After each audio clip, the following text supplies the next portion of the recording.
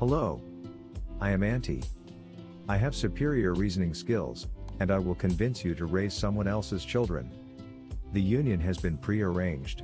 Arrogant is an adjective meaning having or revealing an exaggerated sense of one's own importance or abilities. He's arrogant and opinionated. A typically arrogant assumption. Synonyms are haughty, conceited, hubristic, self-important, opinionated, egotistic, full of oneself, superior, overbearing, pompous, high-handed, swaggering, boastful, bumptious, blustering, patronizing, condescending, disdainful, contemptuous, imperious, proud, vain, immodest, lofty, lordly, snobbish, snobby, overweening, supercilious, smug, pretentious, affected, scornful, mocking, sneering, scoffing, hoity-toity, high and mighty, uppity, snooty, stuck-up, toffee-nosed, fancy pants, snotty, jumped up, too big for one's boots, big-headed. Antonyms are humble, modest. Origin: Late Middle English, via Old French from Latin arrogant. Claiming for oneself, from the verb arrogare, see arrogate. An arranged marriage is one where the families have pre-decided on a spouse for the child. The two people getting married often do not know each other, and have no choice in the matter. It is a highly traditional practice in many Indian and Asian cultures, and has been practiced. Here are some of the related issues for arranged marriage. 1. High divorce rate. It will not last for a long time. According to researches, most arranged marriage couples typically file a divorce since they notice that they are not meant with each other and misunderstanding is typically their major problem. 2. Lacking trust. No trust factors. Generally, most of the arranged marriage couples don't have trust with one another since they don't have enough time to know their attitudes and likes. How do you feel about arranged marriage? Since arranged marriages are considered a sacred tradition, it can be a very sensitive subject for some people. If you are planning to engage with an arranged marriage, read and understand first the pros and cons that are being associated with it before attempting to deal with the said matter. For centuries, the debate on this issue is difficult because the views differ greatly depending on your culture. An arranged marriage is one where the families have pre-decided on a spouse for the child. The two people getting married often do not know each other, and have no choice in the matter. It is a highly traditional practice in many Indian and Asian cultures, and has been practiced. Here are some of the related issues for arranged marriage. 1. High divorce rate. It will not last for a long time. According to researches, most arranged marriage couples typically file a divorce since they notice that they are not meant with each other and misunderstanding is typically their major problem. 2. Lacking trust. No trust factors. Generally, most of the arranged marriage couples don't have trust with one another since they don't have enough time to know their attitudes and likes. How do you feel about arranged marriage? Since arranged marriages are considered a sacred tradition, it can be a very sensitive subject for some people. If you are planning to engage with an arranged marriage, read and understand first the pros and cons that are being associated with it before attempting to deal with the said matter. For centuries, the debate on this issue is difficult because the views differ greatly depending on your culture. How does an arranged marriage work in India? Typically, in an arranged marriage, the parents or older family members search for prospective life partners for their children through their social circle, community, by hiring a local matchmaker or by advertising on newspapers and matrimonial portals online. When the prospective candidate is found, the families from both sides agree to meet each other first, and when the union is mutually agreed upon, then the formal proceedings begin. In some households, the couple is even allowed a few opportunities for courtship until the wedding. In some cases it can be a supervised meeting, while others may allow talking over the phone. Origin of arranged marriage in India. Arranged marriages in India have been followed since the ancient Vedic period from around 500 BC. In Hinduism, vivaha, marriage, is a sacred relationship between two individuals or souls for eternity. Vedas, the ancient texts in Hinduism, describes the 8 forms of marriages, namely the Brahma, Prajapatya, Arsa, Daiva, Asuras, Gandharva, Rakshasas, and Pasaka marriages. The first four forms of marriages combined can be classified under the arranged marriages because these forms involve the parents who arrange and decide the prospective partners for their children. The process of arranged marriage in India. You won't believe it, but finalizing the perfect match in arranged marriages may take several months and even years. In arranged marriages, the parents decide every aspect of the process. Once a match is finalized, the elders of the family decide to meet to discuss and figure out whether the match is suitable or not before making anything formal. There are several factors that determine the suitability of the match. While some aspects are common for both sides of the boy and girl, certain are adjusted to suit either side. Some of the criteria for an arranged marriage in India are based on cultural background, educational qualifications of the prospective boy and girl, financial and social status of the family, horoscope details for the boy and girl, and physical appearance in most cases. Following are some of the key insights into an arranged marriage in India. Horoscope reading is considered important. Astrology is an indispensable part of Hindu weddings, especially the arranged marriages process. First and foremost, the horoscope chart or kundali of the boy and girl are matched by a priest. The kundalis are analyzed and suitably matched for the matrimony to happen.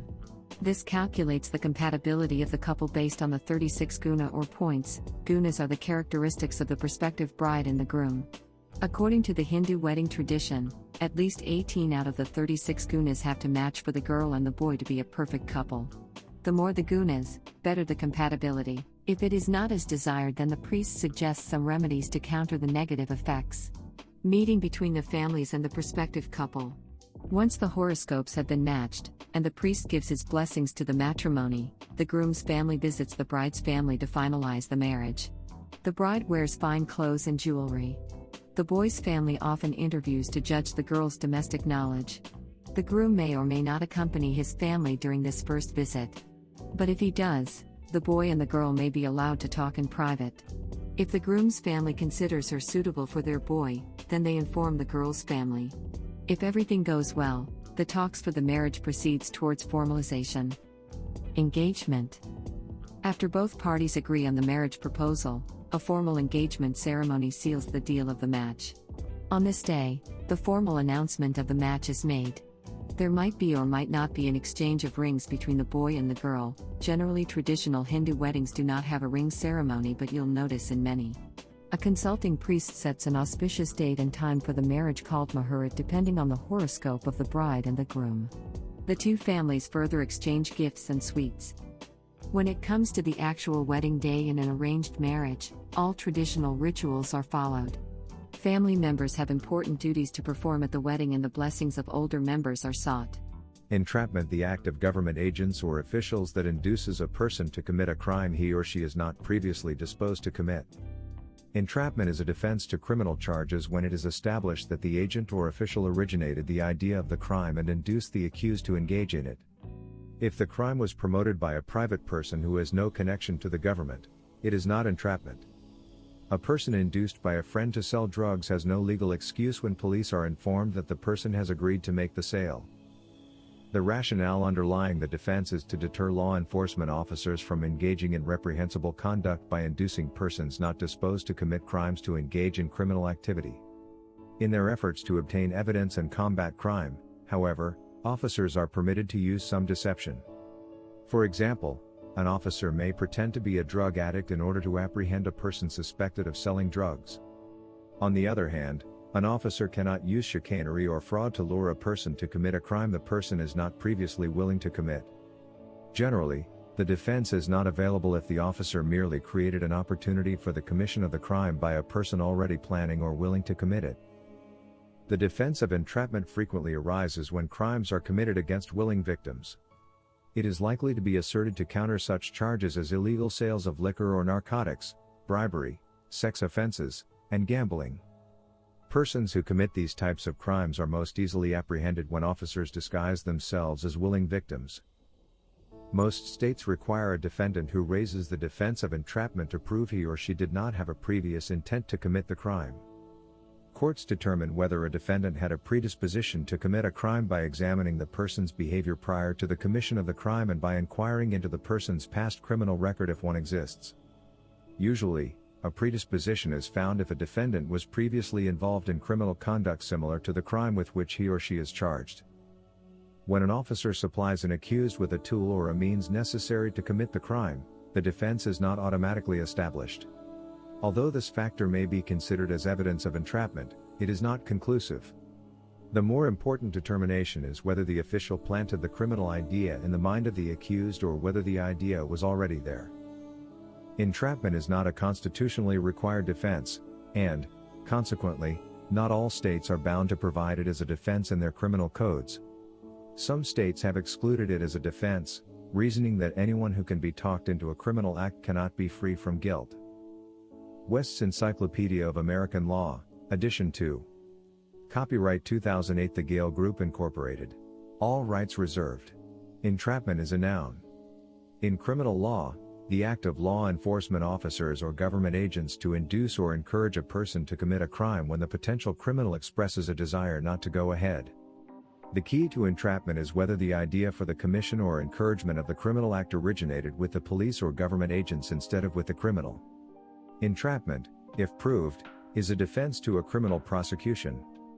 The accused often claims entrapment in so-called stings, in which undercover agents buy or sell narcotics, prostitute services, or arrange to purchase goods believed to be stolen.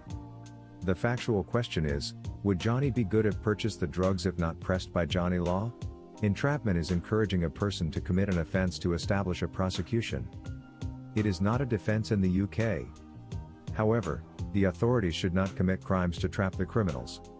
In the USA there has long been established a defense of entrapment where undercover police positively promote a crime that would not otherwise have occurred. The defense will not, however, be competent where policemen have merely joined an illegal practice, for example, seeking to be supplied with heroin while in the company of drug addicts with the same purpose. The CIA hoped that successful methods could be used as interrogation tactics for alleged criminals or prisoners of war. These experiments were conducted without full consent of the participants, and the federal government was sued and brought to trial multiple times over the resulting deaths and injuries. Origins of Project MKUltra. In 1953, Allen Dulles, then director of the CIA, initiated the MKUltra program. The reasoning was threefold. First, U.S. intelligence had learned that Russia was testing a drug, Vulbocapine, which was said to affect willpower in order to extract information from a subject. Second, during the Korean War, North Korea had used LSD as an interrogation method of U.S. prisoners of war, and the U.S. sought to identify methods to counter such a tactic. Third, the U.S. no longer had a monopoly on nuclear weapons, and therefore wanted new methods to influence leaders and extract information. Sidney Gottlieb, an American chemist who was known to take LSD himself, presided over the program as the chief of the CIA's technical services. The experiments primarily took place at penitentiaries, hospitals, and universities, targeting people who could not fight back. Patients and inmates were given doses of LSD and other hallucinogenic drugs or subjected to electric shocks without consent, then examined for changes in behavior. Additionally, the CIA hired sex workers to dose unsuspecting clients in brothels, known as Operation Midnight Climax, and even dosed their own agents during the period of experimentation. The experiments. The most famous MKUltra experiments involved LSD, but the program also tested the effectiveness of hypnosis, electroshock therapy, and brain surgeries. Because the CIA later destroyed documents relating to MKUltra, most of what we know about the experiments comes from testimonies provided by experiment subjects. Farrell Kirk, a plaintiff in one of the lawsuits against the CIA, stated that the experiments with LSD caused him to experience extreme depression and drove him to attempt suicide. After his suicide attempts, he was questioned and studied again, then placed into solitary confinement. James Knight, who had been incarcerated for liquor smuggling, explained that the experiments gave him violent tendencies and severe memory loss. Before the experiments, all of his arrests were for non-violent offenses, but afterwards, he was arrested multiple times for assault.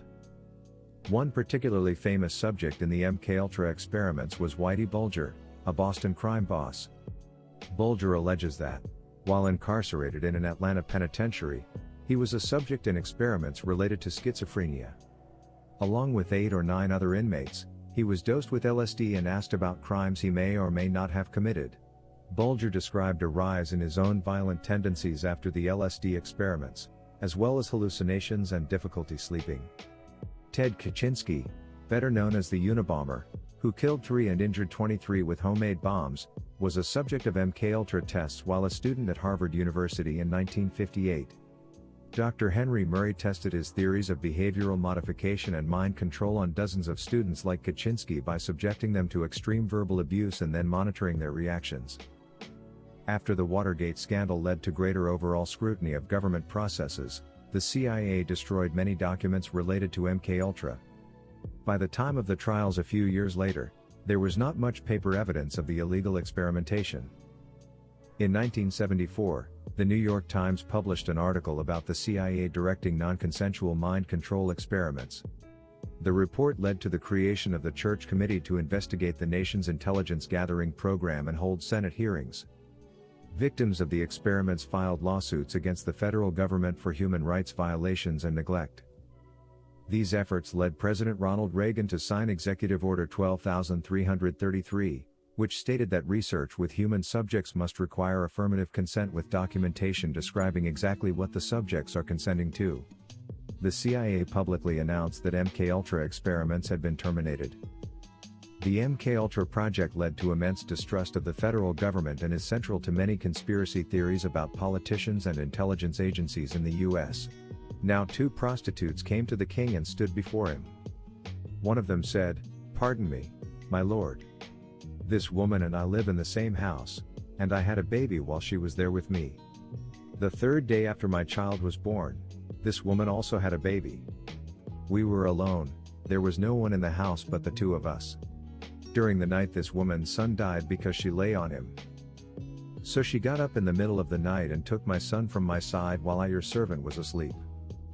She put him by her breast and put her dead son by my breast. The next morning, I got up to nurse my son and he was dead. But when I looked at him closely in the morning light, I saw that it wasn't the son I had born." The other woman said, "No. The living one is my son, the dead one is yours." But the first one insisted, "No. The dead one is yours, the living one is mine." And so they argued before the king.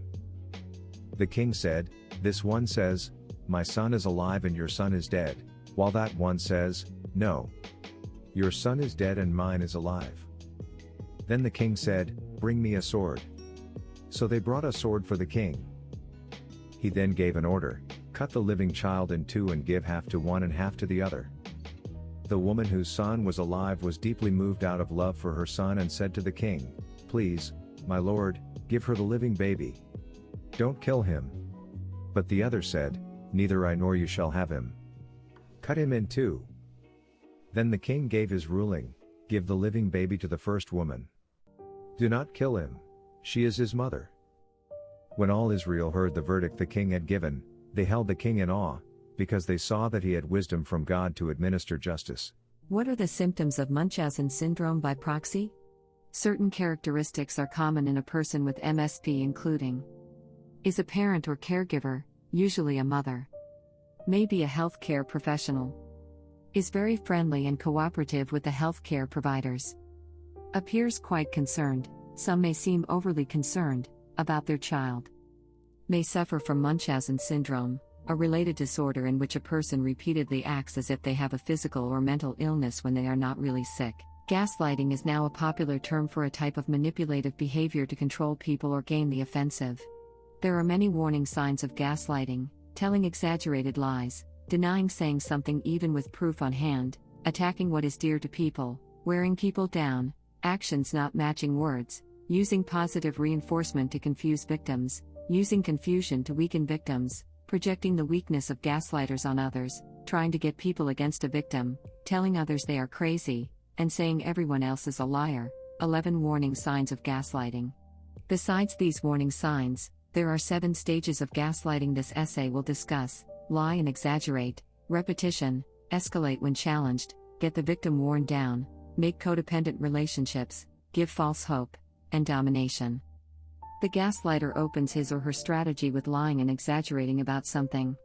According to Psychology Today, the gaslighter creates a negative narrative about the gaslightee. There's something wrong and inadequate about you, based on generalized false presumptions and accusations, rather than objective, independently verifiable facts, thereby putting the gaslightee on the defensive. 7 stages of gaslighting in a relationship.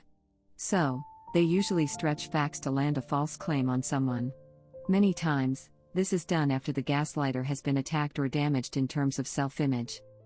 The second stage of gaslighting is repetition. In order to make the victim question reality, this is done. Stated by Life Advancer, does your partner use the same phrases repeatedly when you question them?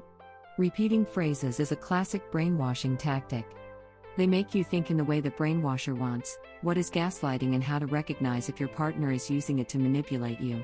Even if people know something is a blatant lie, if something is repeated enough, people may start believing in it. The third stage is the gaslighter being challenged and escalating claims. According to Psychology Today, when called on their lies, the gaslighter escalates the dispute by doubling and tripling down on their attacks, refuting substantive evidence with denial, blame, and more false claims, misdirection, sowing doubt and confusion. 7 stages of gaslighting in a relationship. There is almost always a backlash from the victim, and the gaslighter does his or her best to increase the pressure to ensure his or her control is not lost.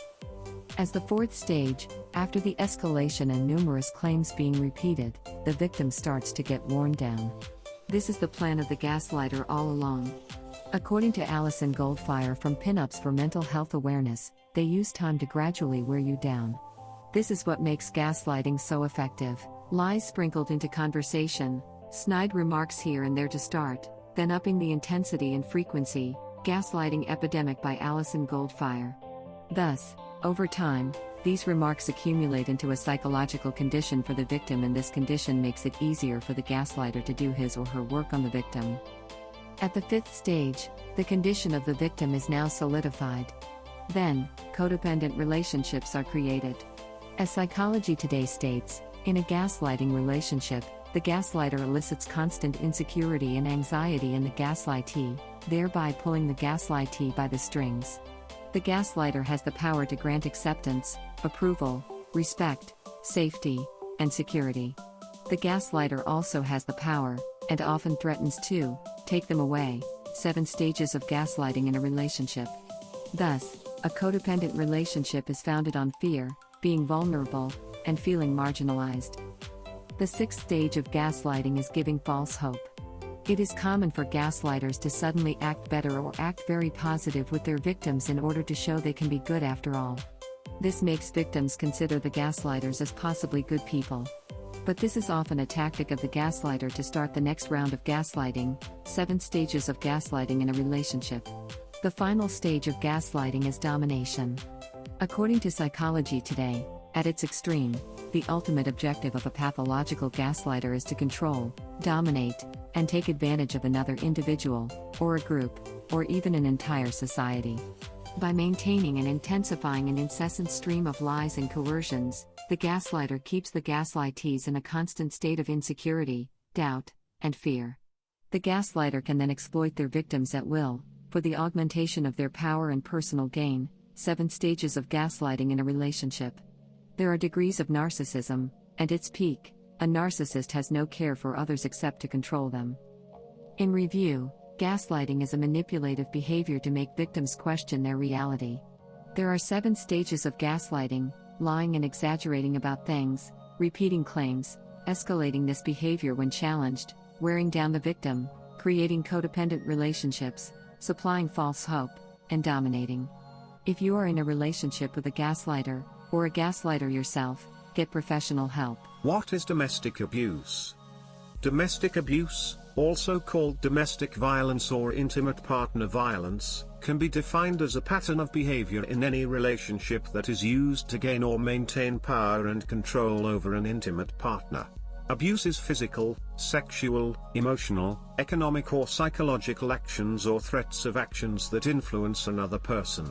This includes any behaviors that frighten, intimidate, terrorize, manipulate, hurt, humiliate, blame, injure, or wound someone. Domestic abuse can happen to anyone of any race, age, sexual orientation, religion, or gender. It can occur within a range of relationships including couples who are married, living together or dating. Domestic violence affects people of all socio-economic backgrounds and education levels.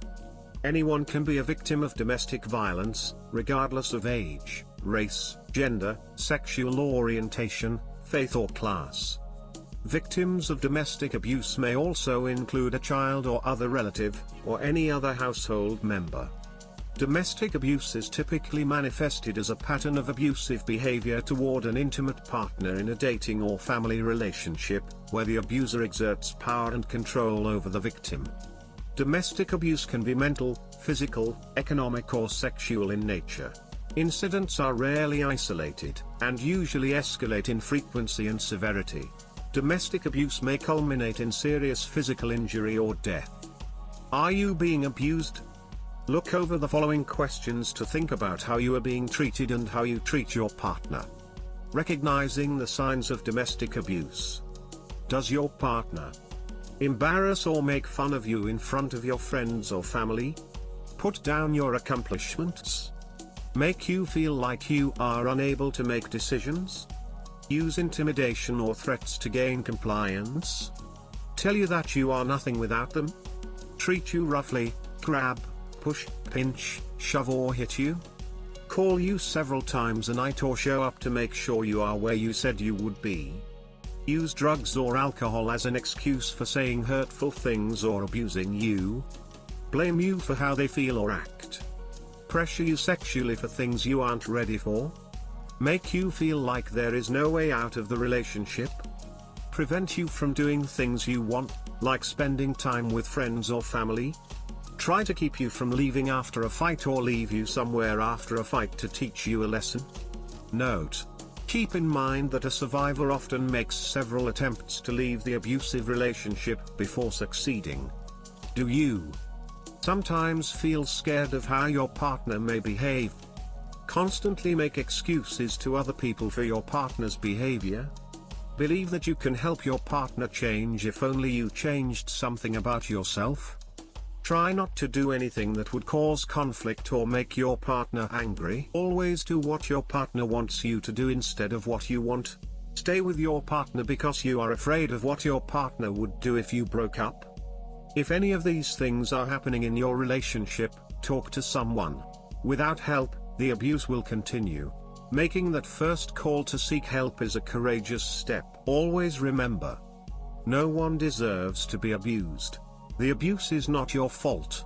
You are not alone. Don't worry about threats to your visa. We have information about visa options for your situation. Don't worry if you do not speak the local language. We can get you help in many languages. Note: keep in mind that a survivor often makes several attempts to leave the abusive relationship before succeeding. Power and control wheel. Physical and sexual assaults, or threats to commit them, are the most apparent forms of domestic abuse and violence and are usually the actions that allow others to become aware of the problem. However, regular use of other abusive behaviors by the abuser, when reinforced by one or more acts of physical violence, make up a larger system of abuse. Although physical assaults may occur only once or occasionally, they instill the fear of future violent attacks and allow the abuser to take control of the victim's life and circumstances. The power and control wheel is a particularly helpful tool in understanding the overall pattern of abusive and violent behaviors, which are used by an abuser to establish and maintain control over his/her partner or any other victim in the household. Very often, one or more violent incidents may be accompanied by an array of these other types of abuse. They are less easily identified, yet firmly establish a pattern of intimidation and control in the relationship. Emotional abuse includes undermining a person's sense of self-worth through constant criticism, belittling one's abilities, name-calling or other verbal abuse, damaging a partner's relationship with the children, or not letting a partner see friends and family. You may be in an emotionally abusive relationship if your partner calls you names, insults you or continually criticizes you.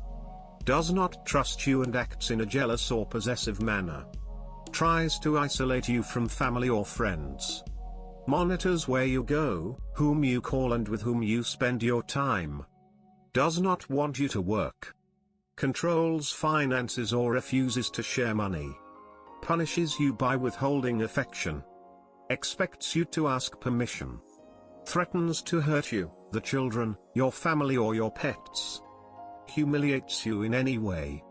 Psychological abuse involves causing fear by intimidation, threatening physical harm to self, partner or children, destruction of pets and property, mind games, or forcing isolation from friends, family, school and/or work.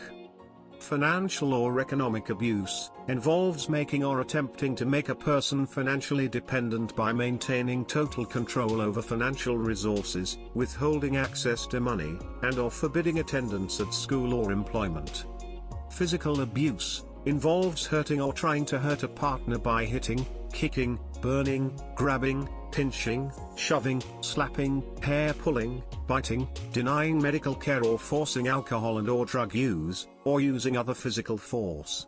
You may be in a physically abusive relationship if your partner damages property when angry, throws objects, punches walls, kicks doors, etc., pushes, slaps, bites, kicks or chokes you, abandons you in a dangerous or unfamiliar place, scares you by driving recklessly, uses a weapon to threaten or hurt you, forces you to leave your home, traps you in your home or keeps you from leaving, prevents you from calling police or seeking medical attention, hurts your children, uses physical force in sexual situations.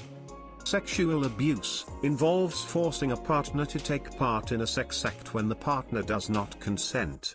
You may be in a sexually abusive relationship if your partner.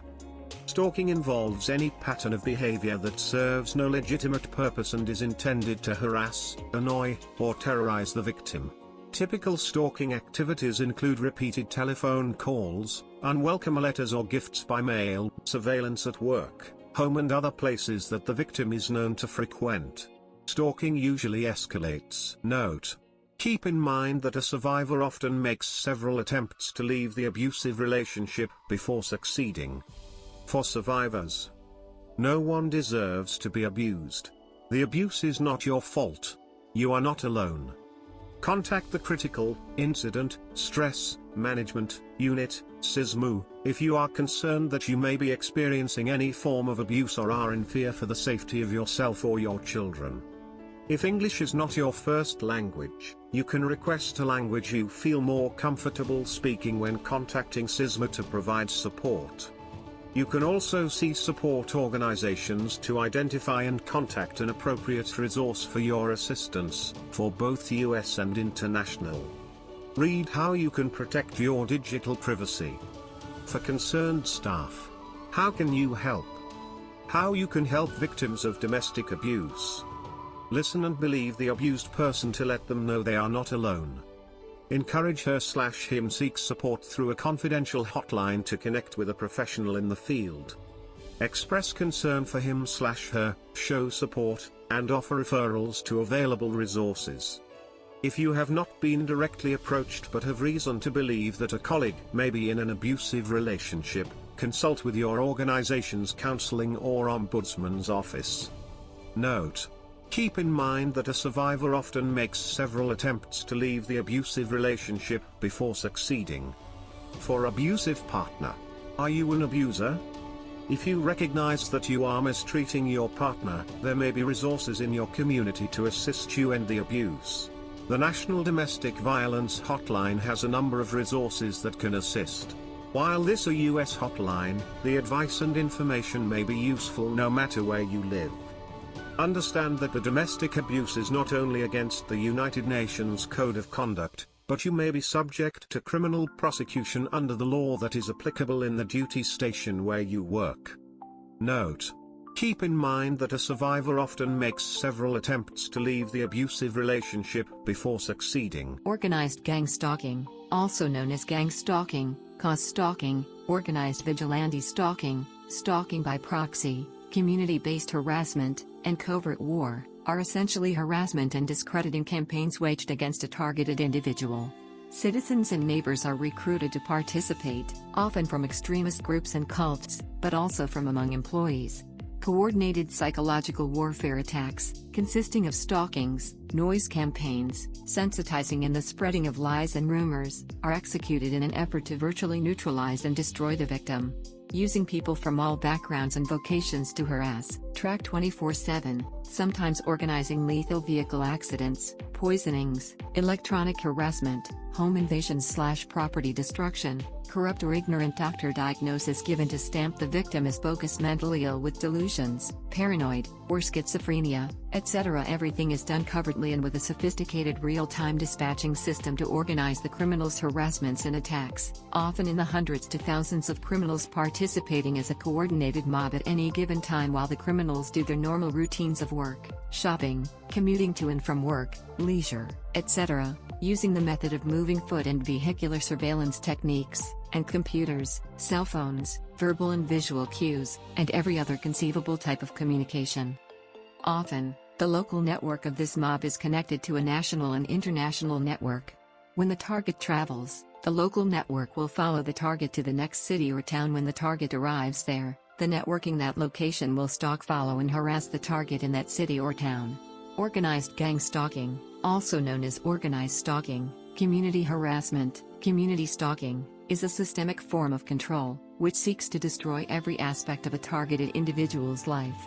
Using occupational health and safety laws, warning markers can be added to a target's file. Once a target is flagged, a notification is sent out, and the target is followed around 24/7 by the various communities that they are in. A covert investigation might be opened, and electronic means used by the civilian spies as part of the covert monitoring and surveillance process. The citizen informants can be parts of these community-oriented programs, but are often just average citizens. Everyone in the target's life is contacted, advised as to why the individual has been listed or flagged, advised not to discuss the notification, and asked to be a part of the outgoing, never-ending monitoring, systemic harassment process. This process is covertly designed to destroy the target over time, leaving them with no form of support. Since most civil workers are aware of this notification system, it means that targets reporting incidents of being followed around by various strangers should not have been unfamiliar to the police and other agencies that targets reported their harassment to. In most cities, this notification is well known and used by many workers and employers. Yet targeted individuals have had to have mental health evaluations for making complaints about this structure, and the harassment that comes with it. Organized gang stalking is experienced by the targeted individual as psychological attack that is capable of immobilizing and destroying them over time. The covert methods used to harass, persecute, and falsely defame the targets often leave no evidence to incriminate the civilian spies. It's similar to workplace mobbing, but takes place outside in the community. It's called organized gang stalking, because organized groups or community members stalk and monitor the targets 24/7. See gang stalking, organized stalking. Questions and answers. Does the word gang, as in gang stalking, refer to street gangs? No. The word gang refers to multiple people who organize/group together for a common purpose. What is the difference between stalking by a single perpetrator and organized gang stalking? All forms of stalking are physically, emotionally, and psychologically harmful to the victim. With regards to gang stalking, the abuse is particularly invasive as the victim is not able to distinguish friend from foe. The majority of the population is aware of cases such as jilted lover as stalker, and can readily identify key features of such abuse.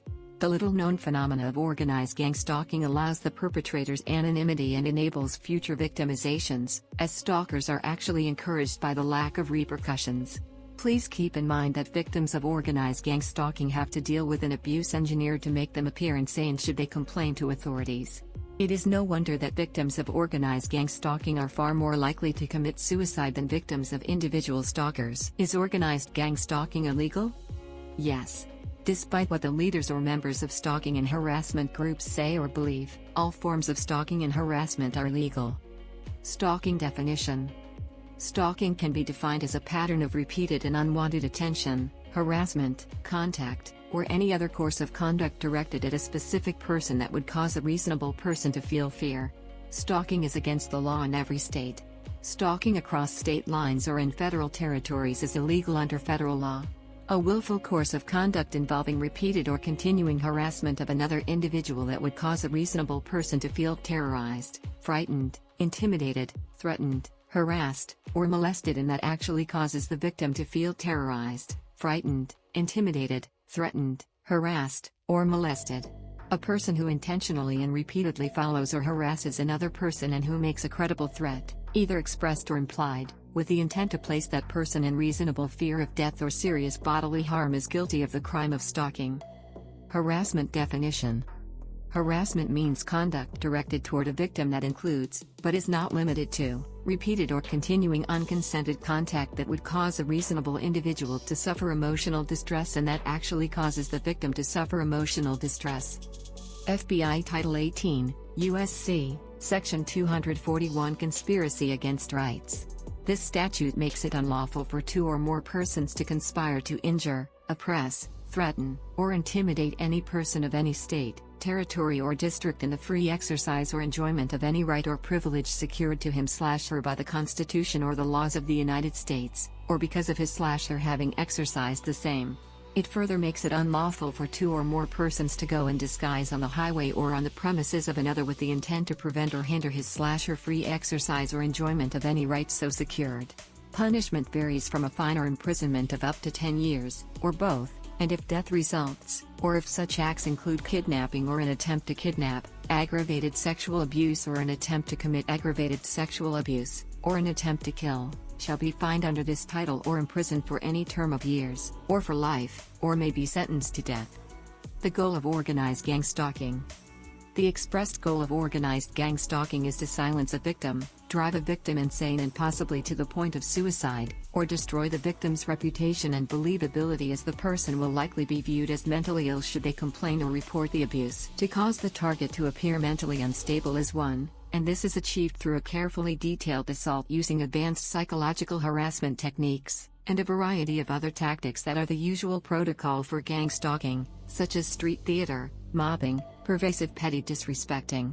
Organized gang stalking is also used to gather information on individuals as well as force individuals to move or leave an area.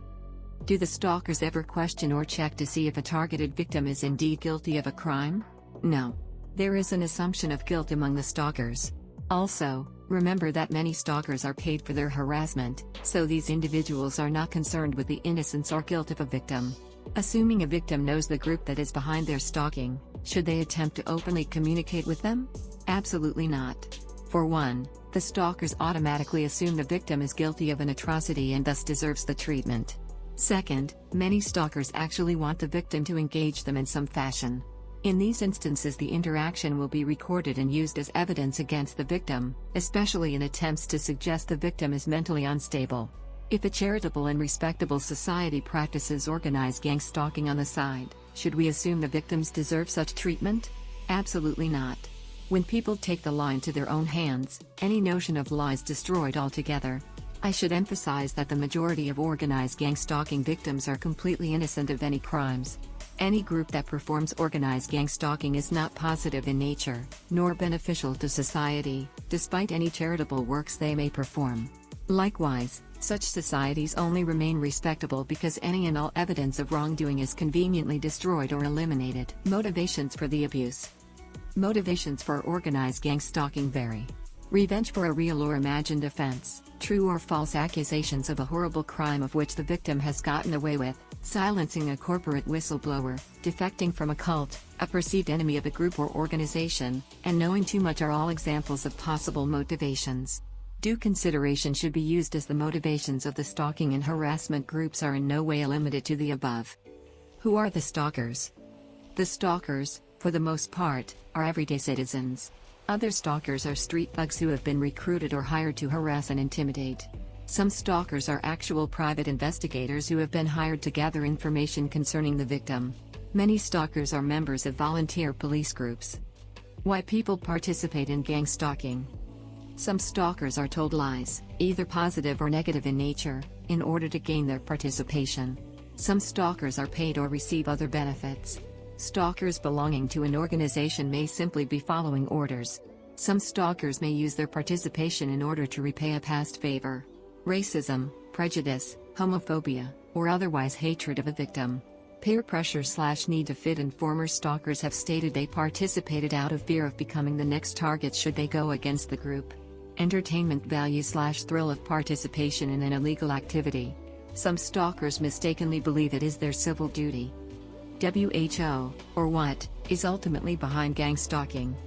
Corporations, government organizations, military, some police, corrupt cops, societies/fraternities/orders, religious cults and destructive New Age groups, concerned community groups/vigilante groups, criminal organizations, volunteer police organizations, etc.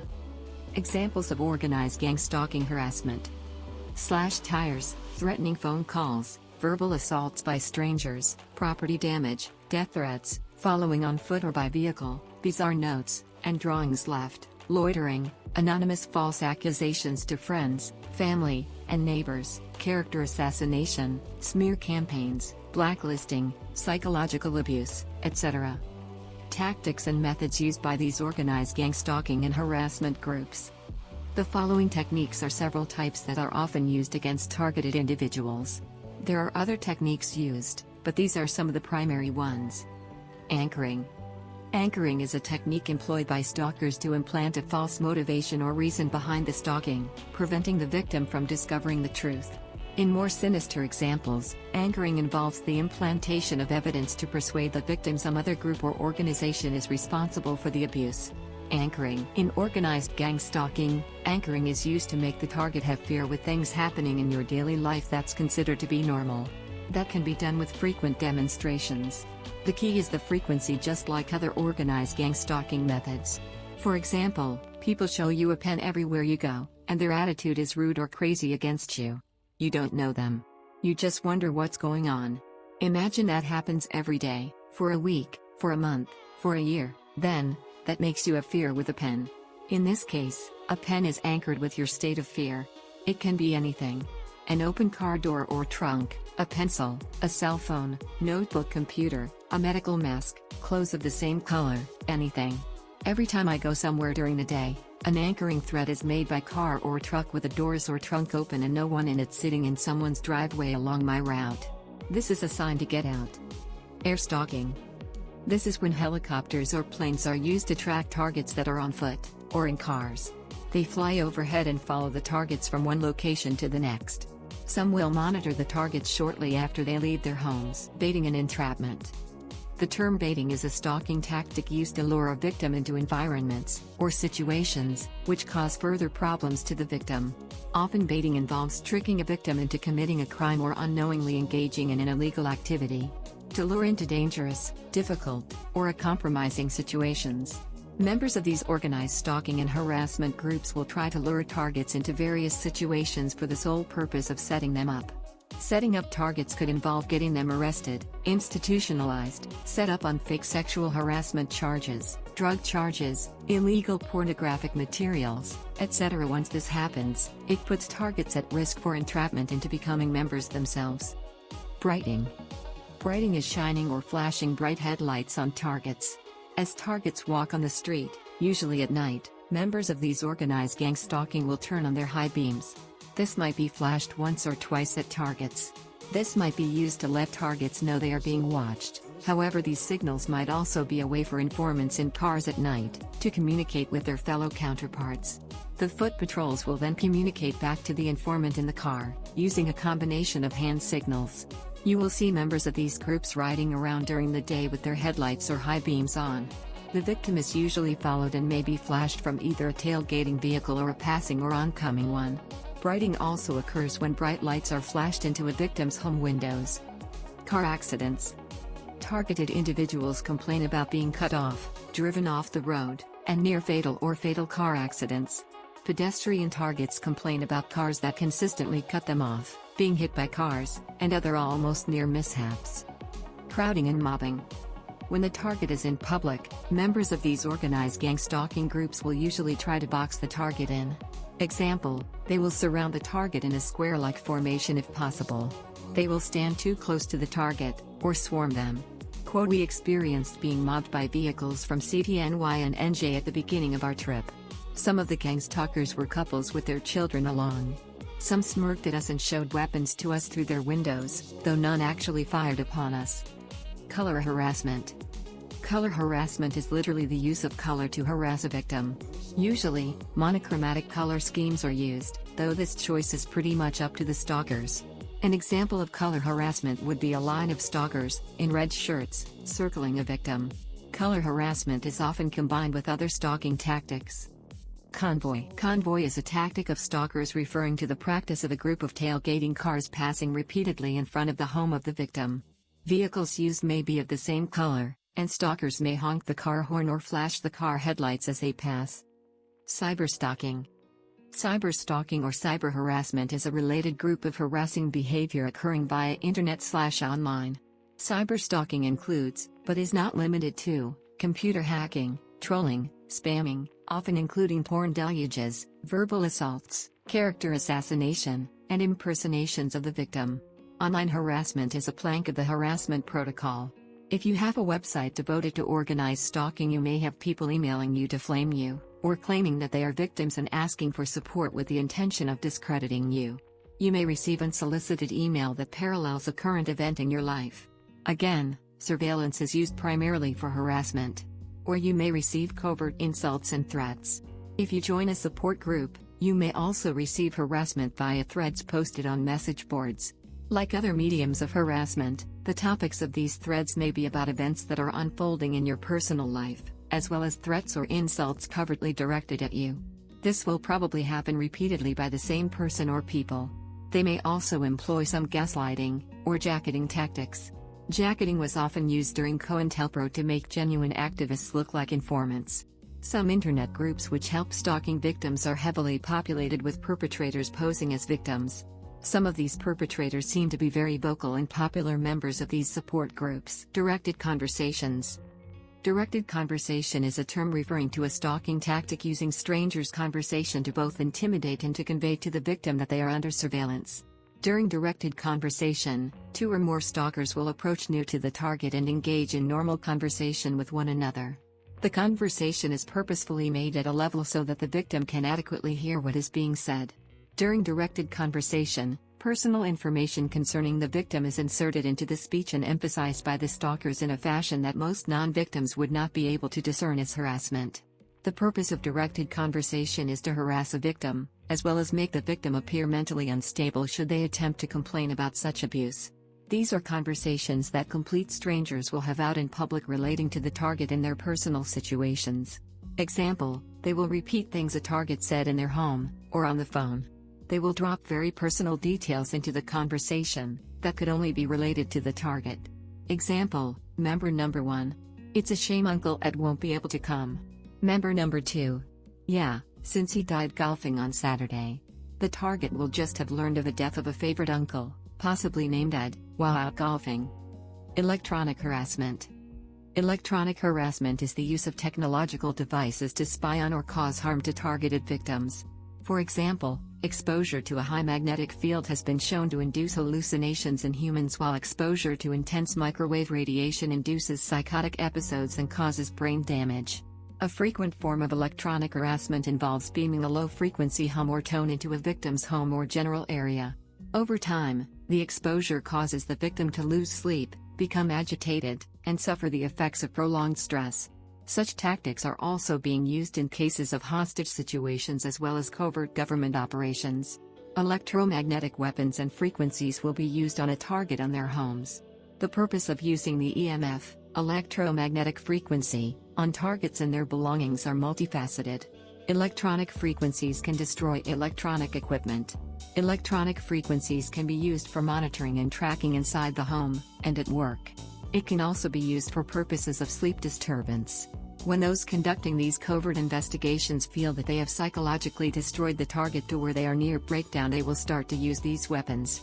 They will also use these weapons if targets are not going along with their harassment protocol. Electronic harassment. Fake credibility reports. Fake credibility reports. Fake credibility reports are being used to subtly discredit and attack legitimate websites regarding organized gang stalking, including the Gang Stalking World website, under the guise of doing good for the community. Files. It has been indicated that targets will have warning markers placed against their files. The information is then shared with relatives, storekeepers, friends, and the community at large. The files are usually not left behind, but they are used to prejudice and slander individuals against the target. These files can be used to engender the cooperation of friends and associates of the targets. The files might have a picture of the target, and information about some alleged crime, incidents that the target has been flagged for, or is under investigation for.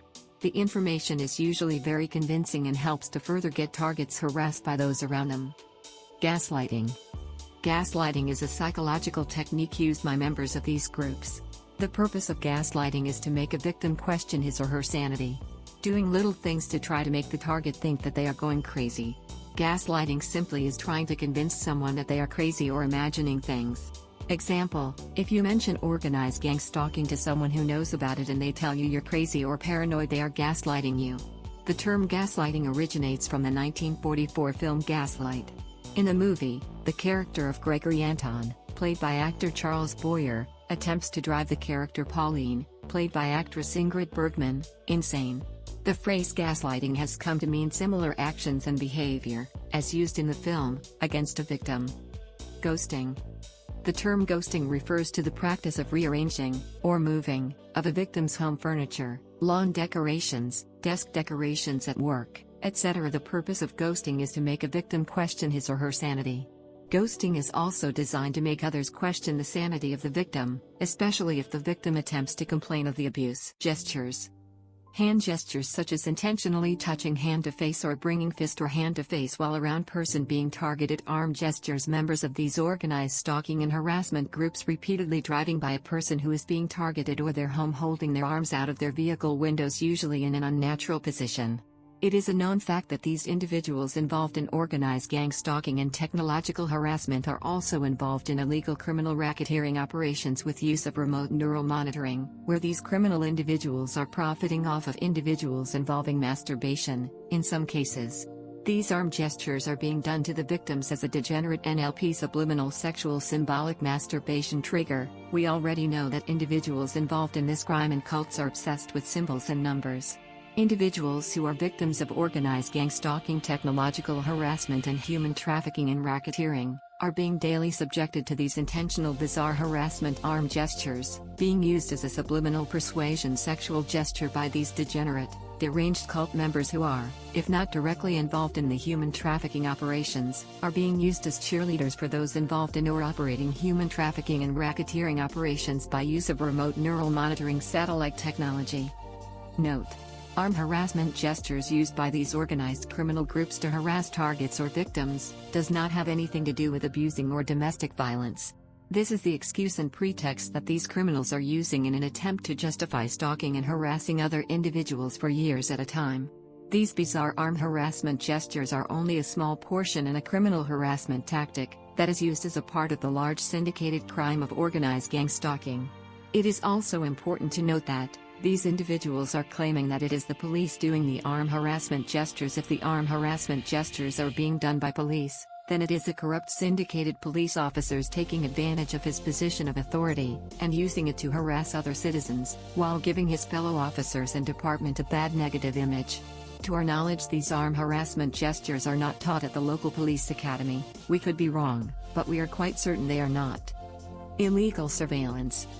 This involves setting up audio and some visual surveillance of the target, bugging the target's phone, surveillance in the target's residence, listening to cell phone and hardline conversations, hacking into their computers and learning all about what the target is doing, sites they frequent, or planting things. This also helps to build a profile of the target, and it's also used for later psychological attacks against the target, via parroting and directed conversations. Examples of illegal surveillance: illegal criminal electronic monitoring, illegal criminal phone and computer taps, illegal criminal remote neural monitoring. Mimicry. Mimicry or mirroring is a specialized form of harassment in which the stalkers publicly imitate every movement made by the victim. This is trying to copy things in a target's life. Leaving when they do. Dressing like they dress. Throwing out the garbage. Going to the bathroom. Doing whatever the target is doing. This is all designed to be psychological warfare, so that the target again feels like they are under observation at all times. Mobbing. Mobbing is a term that describes group bullying. Of itself, mobbing is not equated with gang stalking. However, mobbing may be a tactic used by the perpetrators of gang stalking. Mobbing. Noise harassment campaign. A noise harassment campaign is an orchestrated effort to produce stress in a victim through prolonged exposure to significant noise levels. A noise campaign can range from multiple neighbors routinely playing loud music, individual stalkers with air horns or fireworks, or organized repair work that involves a high level of noise. This will include anything from loud vehicles, loud mufflers, doors slamming above you and below you, garbage disposal slamming doors, hammering intentionally slamming car doors loudly, loud stereos, stumping, at specific times, loud coughing, pot slamming, water running, cupboard doors being slammed, fridge motor running all night, power tools, etc. Number harassment. Number harassment is literally the use of numbers to harass a target and victim. This can include the brainwashed members of these cults driving by a victim's home at a certain time, exiting or entering the neighborhood at a certain set time, or performing a harassment task or skit at a certain time of the day or night, for the purpose of harassment to the target and victim. The number harassment may be done in synchronicity with other members of these cults. For example, a member of the cult arrives home at 7:07 in the afternoon and another member of the cult leaves at 7:07 at the same time. The next morning, one of the same members of the cult leaves home at 7:07 followed by another member of the cult. The individuals that belong to these cults are using local police 10 ham radio codes to harass and to convey harassment-related themes to the individual being targeted for years at a time. The only logical explanation that can be drawn as to why these brainwashed cult members are using local police 10 codes to harass other citizens, is that they have been deluded into thinking that they are somehow police. The idea behind the number harassment is to get the individual being targeted sensitized to certain numbers, so that they can be constantly harassed by use of these numbers. Most importantly, the members of these cults have already been sensitized, conditioned, and brainwashed to these specific numbers, and are constantly looking to their watches and clocks to see what the time is, in case they have a harassment skit or order to perform at a specific time of the day or night, that has been passed to them by their criminal leader and organizer via cell phone text. That's correct. These cult members are actually being given harassment tasks and street theater scripts to perform at a certain time of the day for the purpose of harassment of another individual, despite the fact that the individual being targeted can easily document this harassment and cult behavior using a video camera with a date and time stamp, and sue the individuals for damages of harassment and emotional distress. Sensitization. Sensitization is a psychological term referring to the forced association between a stimuli and a corresponding reaction. Members of these groups use sensitization to psychologically abuse a victim. For example, if a stalker constantly harasses a victim while wearing a blue baseball cap, then over time the victim will begin to believe anyone wearing a blue baseball cap is a stalker and is coming to harass. Sensitization is getting targets sensitive to an everyday stimuli. Example, colors, patterns or everyday actions. Example, red, stripes, pens, whistles, loud coughing, clapping, waves, keys jingling. Example, Joe will be mobbed at work, and as part of that daily mobbing his co-workers will loudly cough at him every time they harass him by calling him names like loser, worthless, lame, demented. They will slander him and have others as they are slandering him show disgust by glaring and coughing at him. Out in public they will follow him loudly and obnoxiously coughing at him. When he goes to stores they will get others to do the same. After months or years of this, Joe has become sensitive to this stimuli and it can be used to harass him without the names and the glaring looks. The association has been formed because of all the other harassment. Example, a girl is sexually assaulted and a sock is shoved in her mouth during the assault. To keep her quiet or stop her from pressing charges, the assailant, his friends and family will follow her around and throw socks in her path, mention it everywhere she goes and show her their socks every chance they get. She will get the message they are sending. Because of the brutal attack, she and what's happened after she is now sensitized. Sensitization undoubtedly creates an extreme level of fear in a victim, in direct fulfillment of the intentions of the stalkers. Slander. They will go behind the target's back and tell lies about them. Often the lies will consist of the target being into something illegal, or is someone dangerous, or just needs to be watched for some vague reason. Example, then they will say the target is a prostitute, drug dealer, crazy, terrorist, racist, etc. Sleep deprivation. Noise harassment campaigns depriving the target of sleep is a really good way of leaving the target stressed out. It's also a way of leaving them disoriented and functioning at less than 100%. Then the targets can be baited into reacting in public, or getting into a car accident. Telephone redirects. When you make a telephone call, get the name and ID of the person that you are speaking to. Covert investigations have redirected phone calls. This means that when you dial a number, they will intercept that phone call and pretend to be the service or repair person you were trying to call. Example, if you call the cable company, gas or phone company, be sure you know that it's actually them that you are speaking to. Also remember that telephone companies and other businesses are often infiltrated by these organized gang stalking and harassment groups and can be used to harass and cause the targeted individual problems. Wrong number calls. Targets will daily get wrong number calls. These can be automated or they can be persons pretending to be wrong number calls. Members of these groups will use this as a means to monitor and psychologically harass targets. They want to know where the target is at all times. Variations of gang stalking. Consumer stalking. Consumer stalking is harassment and abuse directed at a consumer who has either filed a complaint against a company, filed a lawsuit against a company, or who is made aware of illegal activity occurring within a company. Often companies will fund stalkers simply in an attempt to prevent the victim from filing a lawsuit, via using fear and intimidation tactics. Consumer stalking can also be used to describe certain illegal activities of debt collectors. Corporate stalking. The term corporate stalking refers to a particularly severe form of gang stalking, where a corporation actually provides funding toward the harassment and abuse of a targeted individual, usually someone who is a whistleblower, a perceived problem employee, or else an employee who has witnessed illegal activity occurring within the corporation. The most sinister, and downright evil, tactic used during corporate stalking is forcing the victim to see the company psychologist. In most cases, the company psychologist is made aware that the victim is a dissident and a threat that needs to be eliminated. A false diagnosis of general psychosis, schizophrenia, or other mental illness is made, as well as a recommendation of institutionalization, intimate infiltration. This is where members of these groups will go out of their way to get into a target's life. They will try to form friendships with targets. They will try to form intimate relationships with targets. They will get close to people that are affiliated with targets. Years before the target ever realizes they are targets, they will try to get into a target's life. Example, if they can't get into your life, but you have a best friend, their new significant other might just be a member of the group. The same goes for siblings and the people that enter their lives. Isolation. For this harassment to be successful, it's important to be able to isolate the target from friends, family members, co-workers and even spouses if they are not already involved in the harassment. To accomplish this isolation, many methods are used, included, but not limited to, slander, lies, fake files, sabotage, anything that will get the target into a situation where they have no support system. This is important for them to succeed. Profiling.